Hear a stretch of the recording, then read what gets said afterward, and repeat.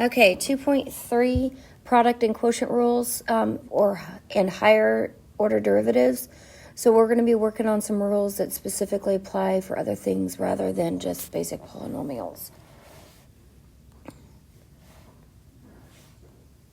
So the first thing we have is the product rule. Now, please listen before you write everything down. You don't need all of this written down. You need to just know it. The words describe what the equation is saying. Says the product rule, the product of two differentiable functions, f and g, that means they have derivatives in the first place, is its derivative, and it's derivatable. Moreover, the derivative of fg is the first function times the derivative of the second, plus the second function times the derivative of the first. Now, I have this written exactly, this right here is exactly what you will find in the book. But I like to write it this other way, and I'll explain that why in a second. So we have the derivative, d dx, means derivative, of f of x times g of x is f of x times the derivative of g plus g times the derivative of f of x. Now, I switch it around and put, since it is addition, I can move these around. I take g of x times the derivative of f of x plus f of x times the derivative of g of x. The reason I do this is because the quotient rule involves the same things, and I like to keep it in the same form. It doesn't matter whether you remember it the way the book has it or the way I have it. So here's the book, and here's the way that I have it. They are exactly the same because addition and multiplication is commutative. Now, the bottom part you do not need to write down. You just need to go through it with me and watch. It is the proof of where the formula comes from. So if I have the d dx derivative of f of x times g of x, and I'm going to use the limit method, the long way, then I take f of x plus the change of x times g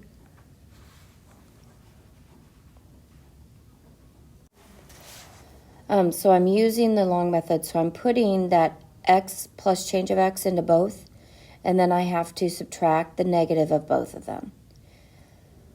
Okay, so the next step is foiling this out. So I have f of x plus x times g of x plus, x plus the change of x minus, because you have to minus, this right here is the negative of it, right here. And then minus the g of x. So as I simplify down, we break it into both f and g of x. And then so I find the derivative here, and I find the derivative here as it breaks down in the limit, and it all comes down to right here. Again, nothing you are ever going to have to do. I'm just putting this here so you can see that this formula actually comes from doing the derivative the long way, using the limit method. So today we are stopping with product. We're not doing quotient. So as soon as I'm done with product, I'm going to stop the video. So the product rule can be extended to cover products involving more than two factors. So if I have f and g and h, I just go through the process. I have the derivative of f times g and h plus the derivative of g times f and h plus the derivative of h times f and g. So it kind of just goes through that process and extending further and further and further. Now, you're not going to extend it a lot, but you can. So we have had the derivative of sine and cosine, and we need to remember those. And I told you that when I taught them to you, that we need to remember that the derivative of sine is negative cosine, and the derivative of cosine is sine. I'm going to make sure that I said those right. I'm going to double check myself because that would so not be good if I did this wrong. Oh, I had them backwards. And that's something that you'll do. So dx of sine of x equals the cosine of x. And dx of the cosine of x equals negative sine of x. So those, we need to keep working at remembering those. It's been a long time since I've used them, so it takes me a minute.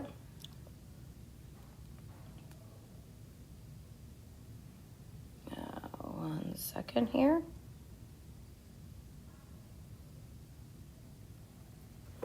Okay, so we have this down here. And if you look at it, f of x is x squared.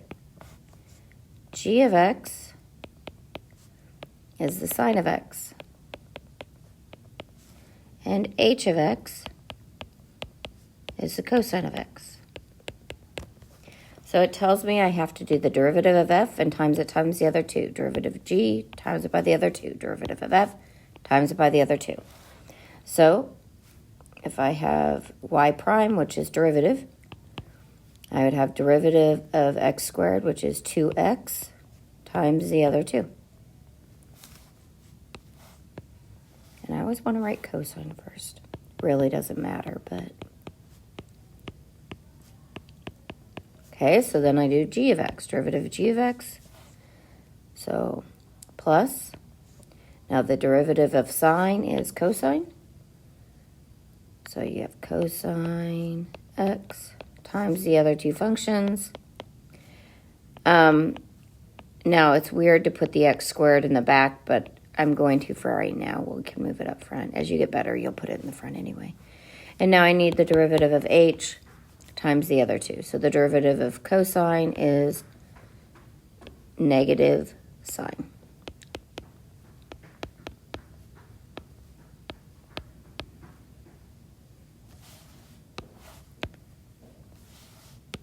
So we're taking the derivative here, so we still have this one too. And we still have x squared. So now we'll just write them nicely. Well, let's see. This is going to be negative. Well, it would be sine squared x squared, so we probably could just put parentheses x sine of x squared. We could write that as a one whole thing, right? And I don't know if there's a specific way that's better than others. You just want it to make it look nicer. I would probably put this first. X squared cosine sine plus 2x cosine sine. Oops, I forgot my x, didn't I? And the book does not put parentheses around the x, but it helps me. And then minus x sine of x squared. Now we could leave this as x squared sine squared of x also, if you like that better. I don't know. I sometimes think, oh, I need to do it this way, but I like how this looks better. Either way is fine. Okay, so let's do this a couple times. So this is f. Oops, sorry. I got 3 examples here. This is f. This is g.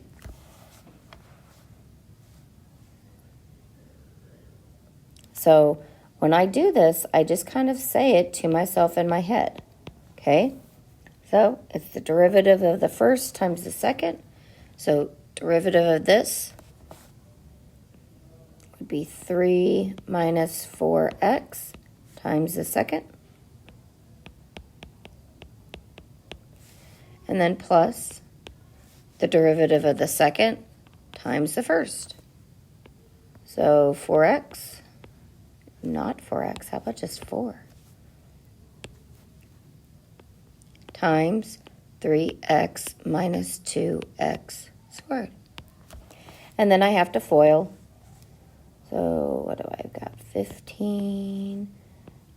12 minus 20 is negative 8x minus 16x squared plus 12x minus 8x squared.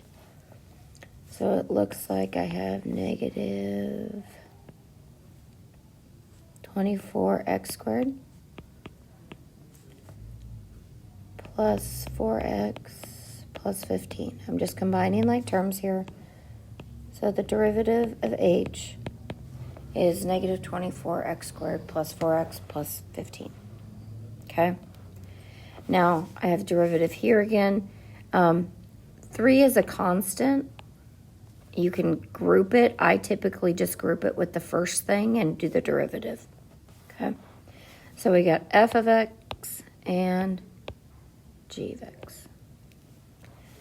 So y prime, derivative of y, is the derivative of the first times the second plus the derivative of the second, and the derivative of sine is cosine. But I'm going to write my 3x squared first just because we would normally do that. So plus 3x squared and the cosine of x. So again, right here is the derivative of x. And right here is the derivative of g. Okay. So this whole thing is my derivative. And one last example. Okay, so we're going to have to use the product rule here. Oops, there's the quotient preview. Long box, not very long formula. I'm going to have to use the quotient here, but I have a product, so I'm going to do them individually, and then I'm going to have to do the power here. So you just piece it together like you need. Okay, so 2x is my f, and cosine is my g. And then we'll do this portion separate after we do the first. So y prime equals, well, the derivative of 2x is 2 times g, which is cosine of x. Now it's plus, but the derivative of cosine x is negative sine x, so it's going to be minus 2x sine x.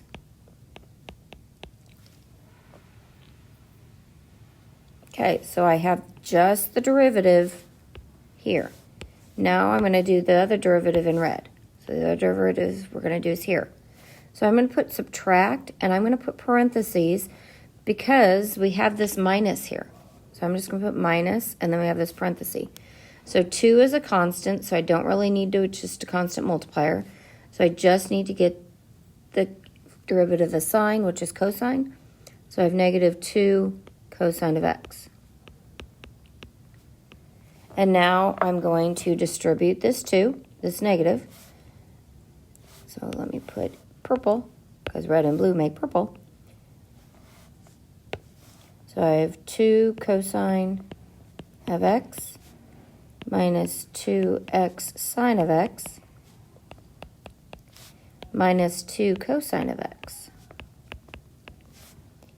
And I need to simplify, and positive 2 cosine and negative 2 cosine zero out.